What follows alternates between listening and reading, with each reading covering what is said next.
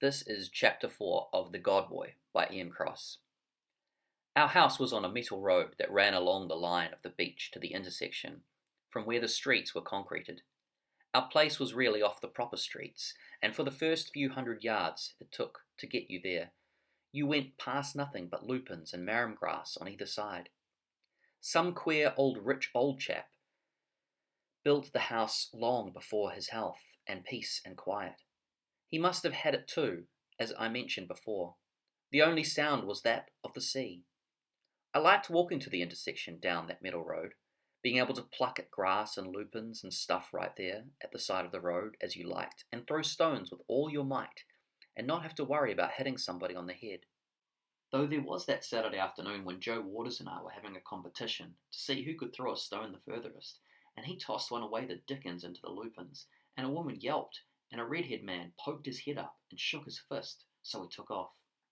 I wanted to crawl back afterward and scout to see what the heck the two of them were doing in there, but Joe was worried in case he had really sconed the girl, and kept saying, "Leave well enough alone, leave well enough alone," so we did. It was a good area, that.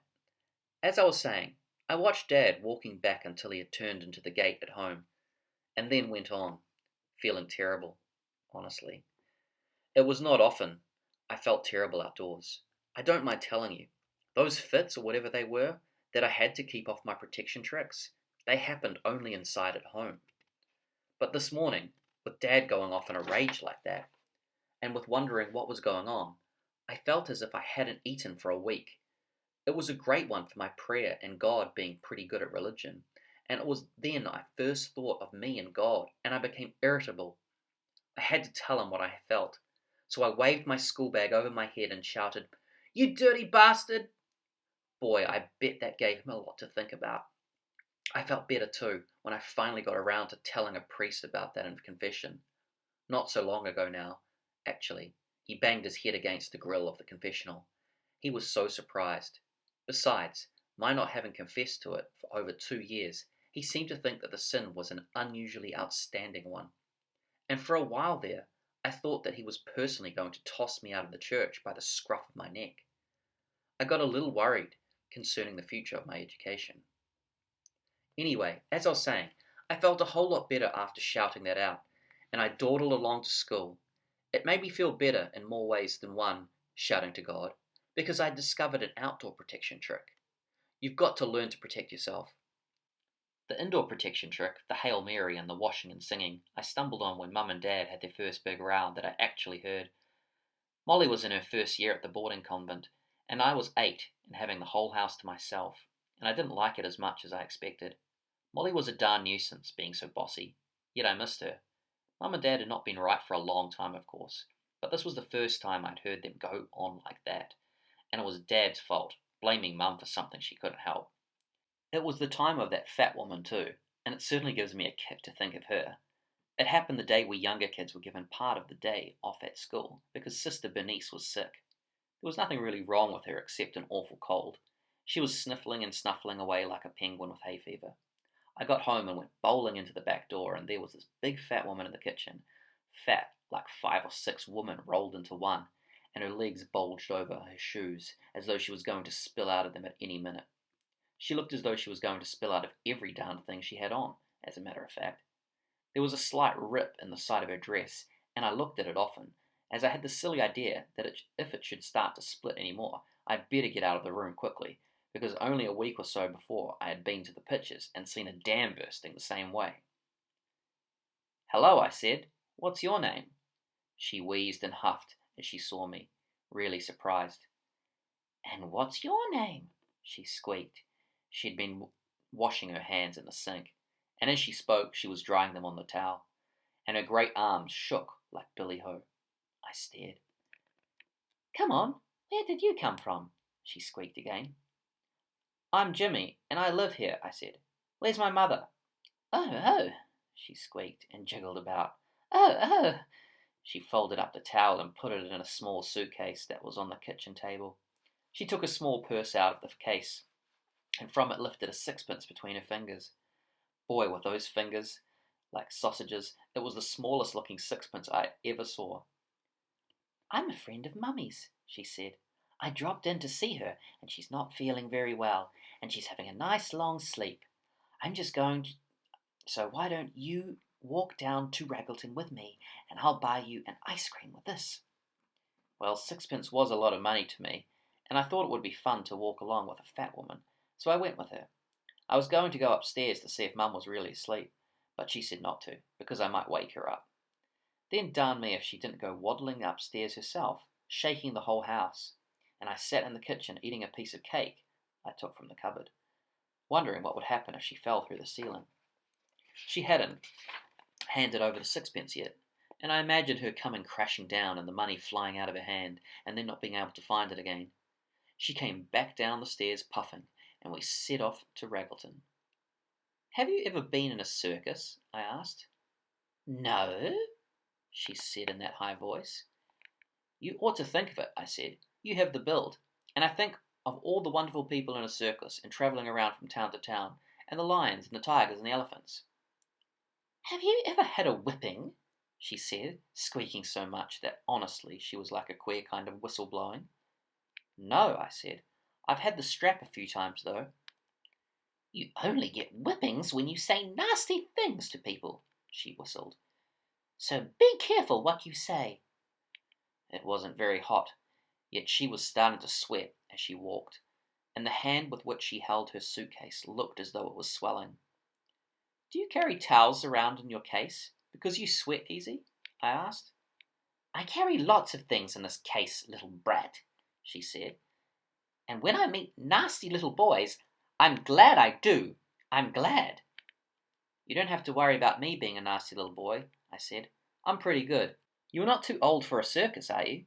She didn't say a word, and the way she was puffing, I guess she was running out of wind. "I suppose you would be hard on your clothes," I said. "Mum always says I'm hard on my clothes, and I suppose you would be too. Even harder, all that weight pushing out all the time, and your shoes too.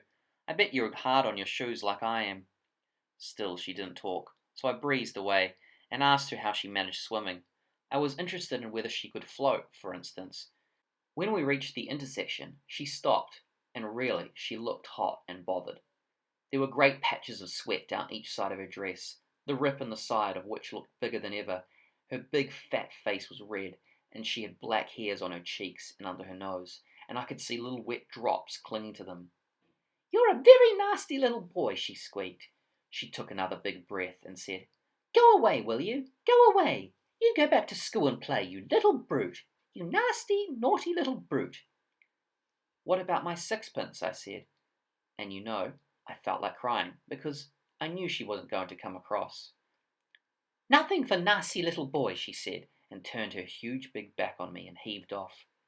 I messed around there for a while, quite down in the mouth, as I had been all set to have a good time with the woman.